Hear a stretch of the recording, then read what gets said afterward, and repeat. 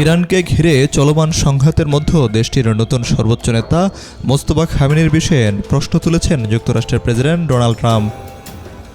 এমনকি মোস্তফা খামেনির জীবিত থাকা নিয়েও সন্দেহ প্রকাশ করেছেন তিনি।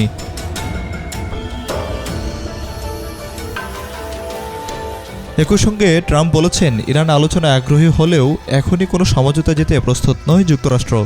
মার্কিন সংবাদ মাধ্যম এনবিসি নিউজকে দেয়া এক সাক্ষাৎকারে ট্রাম্প এসব মন্তব্য করেন।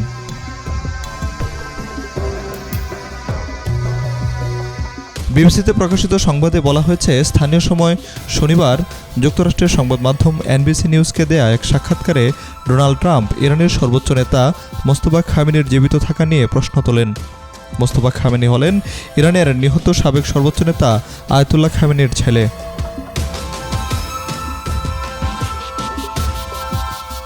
ট্রাম্প বলেন, শুনেছি মোস্তফা খামেনি জীবিত নন, আর যদি জীবিতই থাকেন তাহলে তার দেশের জন্য খুব বুদ্ধিমানের কাজ হবে আত্মসমর্পণ করা। তবে একই সঙ্গে তিনি বলেন, খামেনির মৃত্যুর খবর এখনও কেবল গুজব হিসেবেই শোনা যাচ্ছে। Desk report, B News 24।